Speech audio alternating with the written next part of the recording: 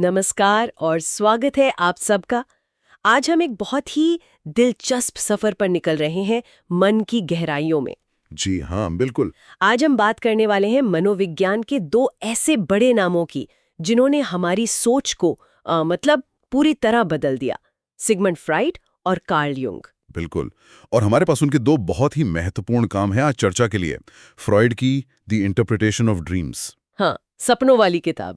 वही, और युंग की साइकोलॉजी ऑफ द अनकॉन्शियस। ये वो किताबें हैं जिन्होंने वाकई अवचेतन मन के दरवाजे खोलने की कोशिश की। तो आज का हमारा मिशन क्या है? इन स्रोतों के जरिए ये समझना कि भाई हमारे मन का वो हिस्सा जो हमें दिखता नहीं है ना, हमारा अवचेतन, हमारे सपने, हमारे डर, हमारी इच्छाएं, ये सब कैसे मतलब चुपके से हमारे रोज के व्यवहार को शेप देते हैं। हम्म फ्राइड ने तो कहा भी था, सपनों को अवचेतन मन तक जाने वाली शाही सड़क। उनका मानना था कि सपने हमारी छिपी हुई इच्छाओं का आईना है, खासकर वो वाली जो यौन या आक्रामक होती हैं। हाँ, और वहीं दूसरी तरफ युंग थे।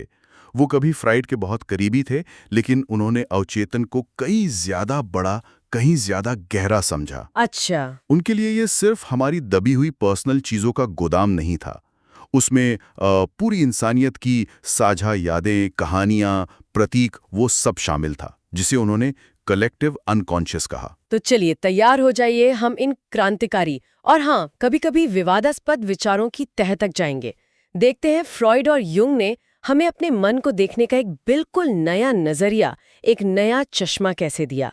शुरुआत करते हैं सिगमंड फ्रॉइड से और उनकी वो किताब जिसने वाकई तहलका मचा दिया था, the interpretation of dreams.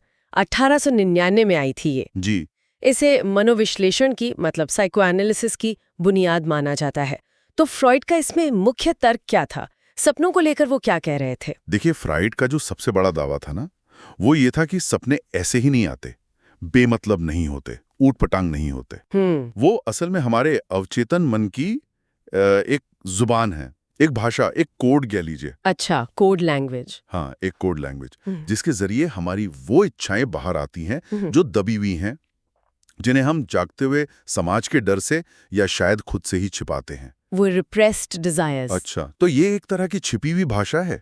Freud ने ये भी कहा था कि सपनों के दो लेवल होते हैं, दो स्तर। हाँ बिल्कुल, दो स्तर।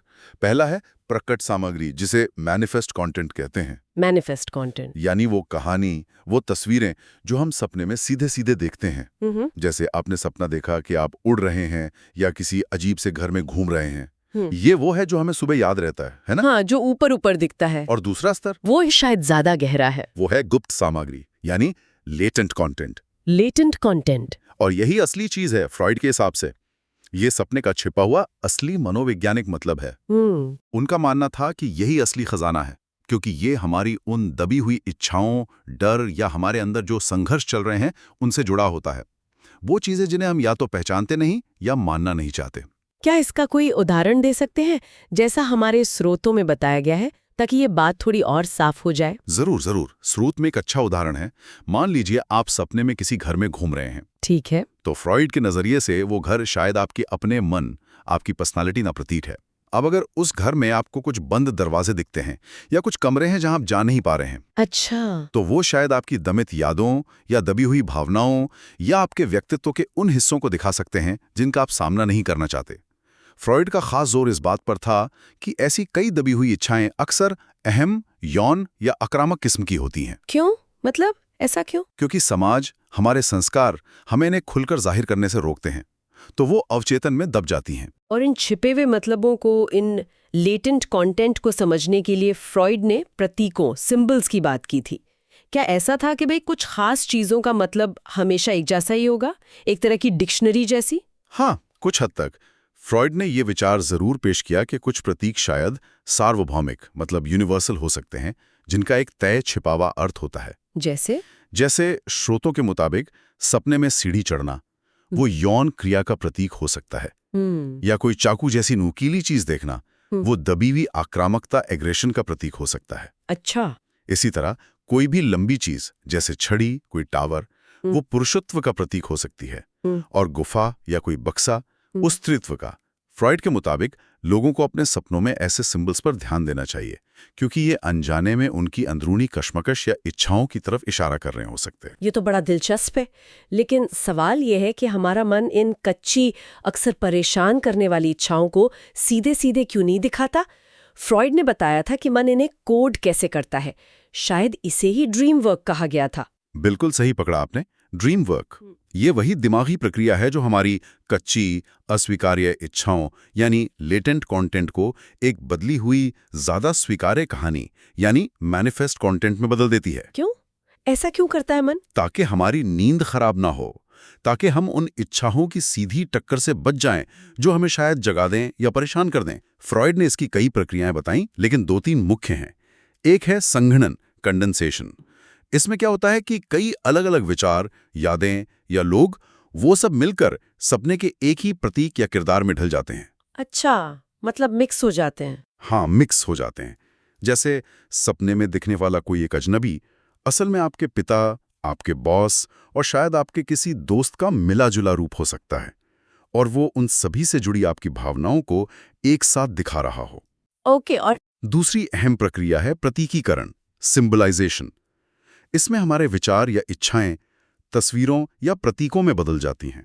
जैसे आज़ादी की इच्छा सपने में उड़ने के रूप में दिख सकती है, या यौन इच्छा सीढ़ी चढ़ने के प्रतीक में, जैसा हमने पहले बात की।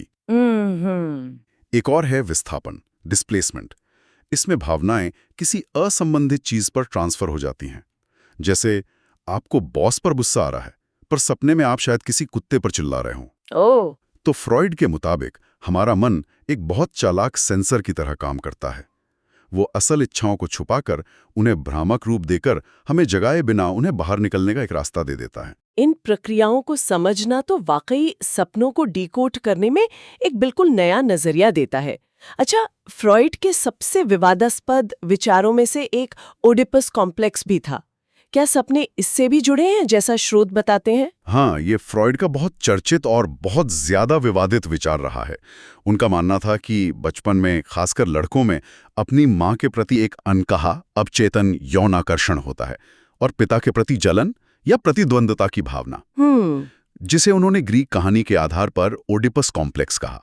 ये भावनाएं बड़े होने पर समाज के नियमों के कारण दब जाती हैं, लेकिन फ्रॉइड के अनुसार ये वयस्क जीवन में सपनों में सिंबल्स के जरिए वापस आ सकती हैं। जैसे सपने में किसी राजा या पुलिस वाले या किसी अथॉरिटी फिगर से डरना, वो शायद पिता के प्रति दबी हुई भावनाओं का प्रतीक हो। लेकिन ये विचार तो, जैसा स्रोत भी कहते हैं और हम जानते भी हैं, काफी कंट्रोवर्शियल रहा है। क्या आज के समय में मनोवैज्ञानिक इसे वाकई एक मजबूत सिद्धांत मानते हैं, या ये बस एक ऐतिहासिक विचार बनकर रह गया है? आपने बिल्कुल सही मुद्दा उठाया। ये विचार बहुत ही ज्यादा विवादास्पद रहा है। कई आधुनिक मनोवैज्ञानिक और वैज्ञानिक इसे अवैज्ञानिक मानते हैं, या कम से कम ये नहीं मानती कि ये सब पर लागू होता है। हाँ। उनका कहना है कि ये फ्रॉइड के समय के यूरोपीय समाज पर ज्यादा आधारित था। हालांकि इसकी वैज्ञानिक वैधता पर सवाल हैं, पर यह भी सच है कि साहित्य पर, कला पर, हमारी कल्चरल सोच पर इसका बहुत गहरा और स्थायी असर पड़ा है। फ्रॉइड की सलाह थी कि अपने सपनों में परिवार से जुड़े प्रतीकों पर गौर करना चाहिए। देखना चाहिए कि कहीं वो किसी अनसुलझे भावनात्मक संघर्ष की ओर तो इशारा नहीं कर रहे हैं। तो फ्रॉइड ने सपनों के इन छिपे अर्थों तक पहुंचने के लिए कोई तरीका, कोई टेक्निक भी सुझाई थी? स्रोतों में फ्री एसोसिएशन का जिक्र है, ये क्या है? हाँ, ये फ्रॉइड की मुख्य तकनीक थी, फ्री एसोसिएशन। ठीक है। इसमें क्या होता है, व्यक्ति को आराम से बैठने या लेटने को कहा जाता है। फिर उसे सपने के किसी एक हिस्से पर, जैसे कोई पेड़ दिखा या कोई रंग या कोई चेहरा, उस पर ध्यान लगाने को कहते हैं। ठीक है। फिर उससे जुड़े जो भी विचार, भावनाएं, यादें या शब्द बिना किसी रोक टोक के, बिना किसी सेंसर के मन में आते हैं, उन्हें बस बोलते जाना होता है। ये सोचे बिना कि वो सही है या गलत, उसका कोई मतलब है या नहीं। बस जो मन में आए बोलते जाओ। हाँ, बस बोलते जाओ। फ्रॉइड मानते थे कि ये जो विचारों की फ्री फ्लोइंग धारा है, वो धीरे धीरे हमारी अंदरूनी सेंसरशिप को बाईपास करके हमें हमारी दबी हुई इच्छाओं और अवचेतन मन की गहराइयों तक ले जा सकती है। ये तकनीक आज भी कुछ हद तक मनोविश्लेषण और साइकोडायनामिक थेरेपी में इस्तेमाल होती है। तो ये था फ्रॉइड का नजरिया, काफी हद तक व्यक्तिगत, बचपन के अनुभवों और दमित इच्छाओं, खासकर यौन इच्छाओं पर केंद्रित। लेकिन फिर आए उनके ही साथी रहे कार्ल युंग। उन्होंने अवचेतन को एक बिल्कुल अलग और कहीं ज्यादा बड़े कैनवास पर देखा है ना। उनकी किताब psychology of the unconscious Freud से अलग कैसी थी? बिल्कुल। यूंग की एक किताब जो 1912 में आई थी और बाद में इसका नाम बदलकर सिंबल्स ऑफ ट्रांसफॉर्मेशन हो गया, असल में फ्रॉइड से उनके रास्ते अलग होने का एक बहुत बड़ा मोड़ था। अच्छा। यूंग फ्रॉइड की इस बात से बिल्कुल सहमत नहीं थे कि अवचेतन मन सिर्फ हमारी व्यक्तिगत दबी हुई खासकर यौन इच्छाओं का कूड़ेदान है। नहीं, यूंग ने इसे कहीं ज्यादा सकारात्मक, ज्यादा रचनात्मक और बहुत गहरा माना। जैसा स्रोत बताते हैं, उनकी सोच को एक नई दिशा मिली एक मरीज के विश्लेषण से, जिसे उन्होंने कोड नेम दिया मिस फ्रैंक मिलर। यूंग ने देखा कि मिलर की कल्पनाओं और सपनों में जो प्रतीक उभर रहे थे, जैसे एक शक्तिशाली सूरज, गहरा समुद्र, कोई वीर नायक, हाँ? वो सिर्फ उसकी निजी जिंदगी या दबी इच्छाओं से नहीं जुड़े थे, बल्कि वो दुनिया भर की प्राचीन कहानियां, मिथकों और धर्मों में पाए जाने वाले प्रतीकों से बहुत मिलते जुलते थे। यहीं पे यूंग के वो मशहूर कॉन्सेप्ट्स आते हैं, आर्केटाइप्स और कलेक्टिव अनकॉन्शियस। स्रोत भी इनका जिक्र करते हैं। ये क्या है, जरा आसानी से समझाएंगे? बिल्कुल, आर्केटाइप से शुरू करते हैं। यूंग ने पाया कि कुछ खास तरह के प्रतीक, पैटर्न या छवियां वो बार बार सपनों में, मिथकों में, कलाओं में उभरती हैं, चाहे संस्कृति कोई भी हो, समय कोई भी हो। इन्हें ही उन्होंने आर्केटाइप्स कहा।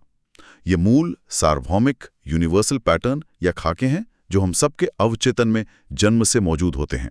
एक तरह से हमारी साइकी की बिल्डिंग ब्लॉक्स। जैसे कि नायक का आर्केटाइप जो साहस, संघर्ष, बुराई पर जीत का प्रतीक है, बुद्धिमान बूढ़ा जो ज्ञान और मार्गदर्शन देता है, या फिर एक बहुत जरूरी आर्केटाइप है छाया। छाया ये क्या है? ये क्या है? ये हमारे व्यक्तित्व का वो अंधेरा, छिपा हुआ हिस्सा है जिसमें हमारे डर, हमारा स्वार्थ, हमारी वो सारी बातें होती हैं जिन्हें हम खुद में स्वीकार नहीं करना चाहते, जिन्हें हम दबा देते हैं।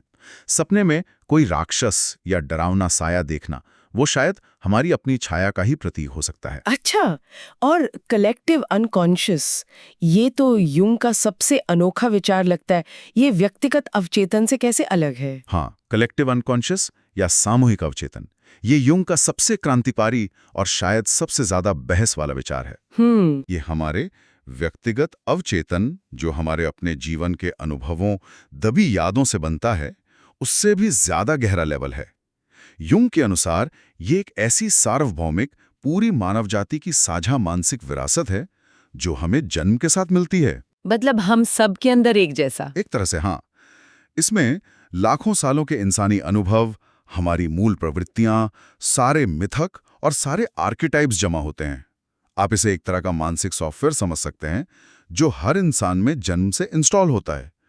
इसमें पूरी इंसानियत के पुराने अनुभव और कहानियों के पैटर्न छुपे होते हैं। इसका कोई उदाहरण? ये थोड़ा समझने में मुश्किल लग रहा है। स्रोत एक अच्छा उदाहरण देते हैं जिससे ये साफ हो सकता है।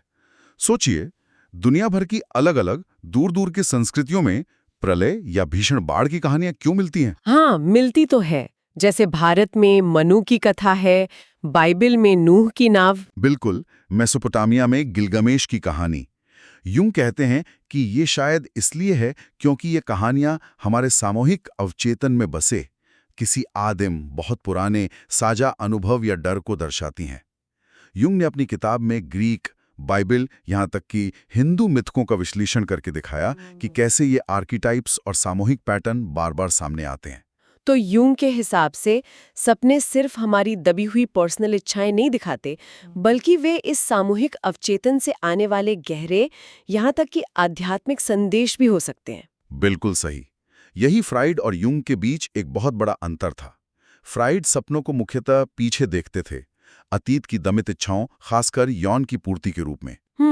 वहीं यूंग सपनों को ज्यादा भविष्योन्मुखी, ज्यादा आगे देखने वाला मानते थे। उनके अनुसार सपने हमें हमारी मनोवैज्ञानिक चुनौतियों, हमारी संभावनाओं और हमारे अंदरूनी विकास के रास्ते के बारे में गाइड कर सकते हैं, मार्गदर्शन दे सकते हैं। अच्छा, सपने में दिखने वाला सांप सिर्फ व्यक्तिगत डर का प्रतीक न होकर सामूहिक अवचेतन से जुड़ा परिवर्तन, ट्रांसफॉर्मेशन या जीवन ऊर्जा का प्रतीक भी हो सकता है। यूंग ने मिथकों, धर्म और आध्यात्मिकता को मन को समझने के लिए बहुत महत्वपूर्ण माना, जिसे फ्रॉइड अक्सर नजरअंदाज करते थे। यूंग ने इंडिविजुएशन की प्रक्रिया के बारे में भी बात की थी।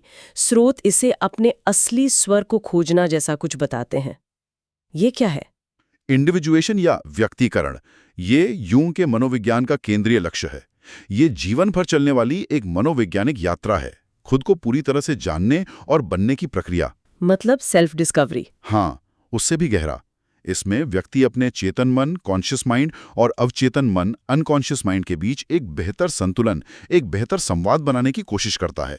इसका एक बहुत अहम हिस्सा है अपने अवचेतन के अनदेखे पहलुओं को जानना, उन्हें स्वीकार करना और उन्हें अपने जागृत व्यक्तित्व के साथ जोड़ना, इंटीग्रेट करना। जैसे अपनी छाया, अपने नकारात्मक या अस्वीकृत हिस्सों को सिर्फ दबाना नहीं, बल्कि उसे समझना और उसकी ऊर्जा को सही दिशा देना। या अपने अंदर के विपरीत लिंग वाले गुणों को समझना और स्वीकार करना। पुरुषों में जिसे युंग ने एनिमा कहा और स्त्रियों में एनिमस। इसका अंतिम लक्ष्य है एक संतुलित, एकीकृत और पूर्ण स्व, सेल्फ को पाना, जो हमारे होने का केंद्र है, हमारी पूरी क्षमता। स्रोत सही इशारा करते हैं कि ये प्रक्रिया भारतीय दर्शन, योग और ध्यान की आत्म जागरूकता और आत्म साक्षात्कार, सेल्फ रियलाइजेशन की खोज से काफी मिलती जुलती है। हाँ, ये तो काफी मिलता जुलता लग रहा है। बिल्कुल, जहां मन की गहराइयों को समझकर खुद को एकीकृत करने पर जोर दिया जाता है। तो अगर हम सार निकालें, फ्रॉइड और युंग के बीच जो मुख्य मतभेद थे वो क्या थे? वो कौन सी बातें थी जिन पे उनकी राहें एकदम जुदा हो गई? देखिए, सबसे बड़ा और बुनियादी मतभेद तो अवचेतन की प्रकृति और उसके दायरे को लेकर ही था। हाँ। फ्रॉइड का फोकस मुख्य रूप से व्यक्तिगत अवचेतन पर था, जिसे वो ज्यादातर बचपन के अनुभव और दमित, खासकर यौन और आक्रामक इच्छाओं का भंडार मानते थे। उनका नजरिया ज्यादातर पीछे देखने वाला था, मतलब आज की समस्या की जड़ें अतीत में खोजना। और युंग का कैनवस बहुत बड़ा था। उन्होंने व्यक्तिगत अवचेतन के साथ साथ एक गहरे सामूहिक अवचेतन की बात की, जिसमें सांस्कृतिक, आध्यात्मिक, मिथिकीय और आर्केटाइपल तत्व शामिल थे। हाँ। युंग का नजरिया ज्यादा भविष्योन्मुखी और रचनात्मक भी था, जो व्यक्तिगत विकास यानी इंडिविजुएशन पर केंद्रित था। एक और बड़ा मतभेद लिबिडो को लेकर था। अच्छा, वो क्या था? फ्रॉइड ने लिबिडो को मुख्य रूप से यौन ऊर्जा माना, जबकि युंग ने लिबिडो को एक सामान्य जीवन ऊर्जा, एक साइकिक एनर्जी माना, जिसमें यौन इच्छा के अलावा रचनात्मकता, आध्यात्मिकता और जीवन की दूसरी प्रेरणाएं भी शामिल थीं। ये मतभेद इतने बढ़ गए कि उनका जो गहरा गुरु शिष्य और दोस्ती का रिश्ता था, वो आखिरकार टूट गया। जाहिर है दोनों के विचार बहुत शक्तिशाली थे। मनोविज्ञान और दुनिया पर इनका क्या असर पड़ा? आज भी क्या इनका असर है? असर तो जबरदस्त और बहुत दूर तक जाने वाला रहा है। फ्रॉइड ने मनोविश्लेषण यानी साइको एनालिसिस की नींव रखी, जिसने न सिर्फ मनोविज्ञान और मनोचिकित्सा को गहराई से बदला, बल्कि 20वीं सदी की पश्चिमी संस्कृति, साहित्य, कला, यहाँ तक कि हमारी भाषा और आम सोच पर भी एक अमिट छाप छोड़ी है। हाँ, बिल्कुल। अवचेतन मन, दमन, डिफेंस मैकेनिज्म्स, ये शब्द आज हमारी रोजमर्रा की बातचीत का हिस्सा बन गए, कहीं ना कहीं फ्रॉइड की वजह से। और युंग का असर? युंग ने विश्लेषणात्मक मनोविज्ञान यानी एनालिटिकल साइकोलॉजी की स्थापना की। उनके विचार जैसे आर्किटाइप्स, कलेक्टिव एंड कॉन्शियस, अंतर्मुक्ता, बहिर्मुक्ता और खासकर इंडिविजुएशन की प्रक्रिया, ये आज भी कई तरह की थेरेपी में पर्सनैलिटी को समझने में, जैसे मायर्स-ब्रिग्स टेस्ट, युंग के विचारों पर ही आधारित हैं। सपनों के विश्लेषण में और सेल्फ हेल्प मूवमेंट्स में बहुत प्रासंगिक हैं। और साहित्य और कला पर इनका क्या प्रभाव रहा? स्रोत कुछ उदाहरण भी देते हैं। हाँ, दोनों का प्रभाव बहुत गहरा रहा। फ्राइड के विचारों ने लेखकों को मन की भीतरी परतों, दमित इच्छाओं, यादों की धारा को पकड़ने के लिए प्रेरित किया। जेम्स जॉयस की यूलिसिस या वर्जीनिया वुल्फ की रचनाओं में जो स्ट्रीम ऑफ कॉन्शियसनेस तकनीक दिखती है, उस पर फ्रॉइड का असर माना जाता है। हाँ, सुना है। और कला में साल्वाडोर डाली जैसे अति यथार्थवादी सररियलिस्टिक कलाकार, उन्होंने तो सीधे सीधे फ्राइडियन सपनों, प्रतीकों और अवचेतन की दुनिया को अपने कैनवस पर उतार दिया। और युंग के आर्केटाइप्स तो जैसे कहानी और फिल्मों की जान बन गई हैं। आप कितनी कहानियों के नायक, खलनायक, मेंटोर, उनको युंग के आर्केटाइप्स के चश्मे से देख सकते हैं। स्रोत में J.R.R. टोल्किन की लॉर्ड ऑफ द रिंग्स का उदाहरण है, उसमें गैंडोल्फ का किरदार। हाँ, वो बुद्धिमान बूढ़े वाला। बिल्कुल, वाइज ओल्ड मैन आर्केटाइप का एक बेहतरीन नमूना है। स्टार वॉर्स में ओबी-वन केनोबी या हैरी पॉटर में डंबलडोर भी इसी श्रेणी में आते हैं। भारतीय संदर्भ में भी इनका कोई जुड़ाव है? आपने पहले इशारा किया था, खासकर युंग का। हाँ, युंग का जुड़ाव तो बहुत गहरा था। वो खुद भारतीय दर्शन, योग और पूर्वी आध्यात्मिकता से बहुत प्रभावित थे और उसमें उन्हें अपने विचारों, खासकर कलेक्टिव अनकॉन्शियस और आर्केटाइप्स की झलक दिखती थी। अच्छा। उपनिषदों में जो एक सार्वभौमिक चेतना, ब्रह्म की बात है, योग में मन की गहराइयों को साधने का अभ्यास, तांत्रिक दर्शन के प्रतीक, ये सब यूं को अपने सिद्धांतों के समानांतर लगे। इंडिविजुएशन की प्रक्रिया भी भारतीय मोक्ष या आत्म साक्षात्कार की अवधारणाओं से काफी मिलती जुलती है। और हिंदू मिथिकों में तो आर्केटाइप्स भरे पड़े हैं, जैसे देवी काली में महान माँ का पोषण करने वाला और संहार करने वाला शैडो दोनों पहलू दिखते हैं, या कृष्ण में दिव्य बालक और नटखट छलिया ट्रिक्स्टर के आर्केटाइप्स मिलते हैं। ये सब सुनने में तो बहुत प्रभावशाली लगता है, लेकिन क्या इन विचारों की आलोचना भी हुई है? क्या आज भी ये उतने ही प्रासंगिक है बिना किसी सवाल के? नहीं, आलोचना तो दोनों की ही जमकर हुई है और आज भी होती है। फ्रॉइड पर सबसे बड़ा आरोप ये लगता है कि उन्होंने हर चीज को, खासकर यौन इच्छाओं और ओडिपस कॉम्प्लेक्स को, जरूरत से ज्यादा महत्व दिया, हद से ज्यादा। हाँ, ये तो सुना है। उनके सिद्धांत व्यक्तिपरक ज्यादा हैं, उन्हें वैज्ञानिक तरीके से जांचना परखना बहुत मुश्किल है। और आधुनिक न्यूरोसाइंस भी उनके दिमाग के मॉडल या सपनों के बारे में किए गए कई दावों का पूरी तरह समर्थन नहीं करता। और यूंग की आलोचना? यूंग के विचारों की आलोचना इस बात पर होती है कि वो बहुत ज्यादा रहस्यमयी, दार्शनिक और यहां तक कि अवैज्ञानिक लगते हैं। मतलब कलेक्टिव अनकॉन्शियस या आर्केटाइप्स जैसी चीजों को आप लैब में कैसे टेस्ट करेंगे?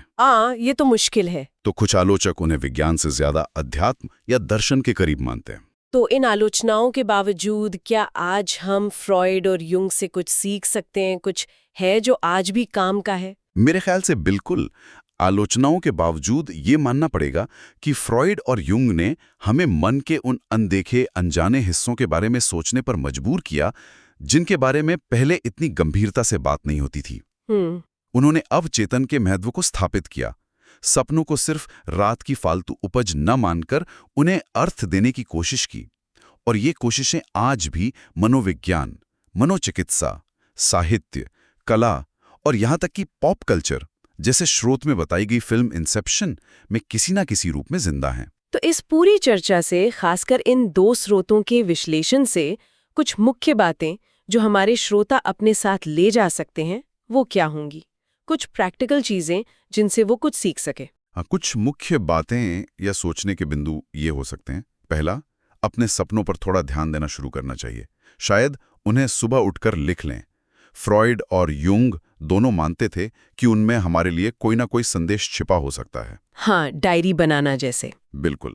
दूसरा, सपनों में बार बार आने वाले प्रतीकों पर गौर करें। क्या कोई खास जानवर, इंसान, जगह या चीज बार बार दिखती है? वो आपके लिए क्या मायने रखती है? चाहे फ्रॉइड के नजरिए से देखें, व्यक्तिगत दमित इच्छा, या यूंग के सामूहिक आर्केटाइप। तीसरा, अपनी उन भावनाओं को पहचानने और स्वीकार करने की कोशिश करें जिन्हें हम अक्सर दबा देते हैं। गुस्सा, डर, जलन, अधूरी इच्छाएं। उन्हें नकारने के बजाय समझने की कोशिश करना शायद ज्यादा फायदेमंद हो सकता है। चौथा, यूंग की इंडिविजुएशन की प्रक्रिया से प्रेरणा लें, यानी खुद को बेहतर जानने की कोशिश करना। अपने अच्छे और बुरे, जाने पहचाने और अनजाने सभी हिस्सों को स्वीकार करके एक ज्यादा संतुलित इंसान बनने का प्रयास करना। खुद को पूरा जानना। हाँ, खुद को पूरा जानना। और पांचवां, ये मानना कि मन को समझने के लिए सिर्फ तर्क और विज्ञान ही काफी नहीं है।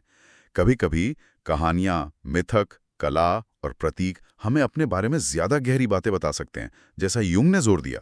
फ्रॉइड और यूंग ने वाकई हमें मन की उन अंधेरी गलियों में झांकने का रास्ता दिखाया, जहां शायद तर्क की रोशनी कम पहुंचती है और प्रतीकों की भाषा ज्यादा चलती है। उन्होंने सिखाया कि हमारे सपने शायद सिर्फ रात की दिमागी कसरत नहीं है, बल्कि हमारे अंदर चल रहे मनोवैज्ञानिक नाटक, हमारे विकास की कहानी और हमारी छिपी सच्चाइयों के संकेत हो सकते हैं। ये सच है कि विज्ञान बहुत आगे बढ़ गया है और उनके कई विचार आज पुराने या विवादास्पद लगते हैं, लेकिन अवचेतन मन की खोज का दरवाजा खोलने का श्रेय तो उन्हें जाता ही है। उन्होंने मनोविज्ञान को वो गहराई दी जो शायद पहले उस तरह से नहीं थी। आज की इस गहरी बातचीत के बाद शायद हम सबके लिए सोचने का एक सवाल ये है, हमारे अपने सपने, हमारे अपने मन की वो फुसफुसाहटें, वो हमारे बारे में कौन सा अनकहा सच बताने की कोशिश कर रही हैं, जिसे सुनने या समझने के लिए हम शायद अब तक तैयार नहीं हुए हैं। ये एक गहरा सवाल है। ये एक ऐसी खोज है जो शायद कभी खत्म नहीं होती।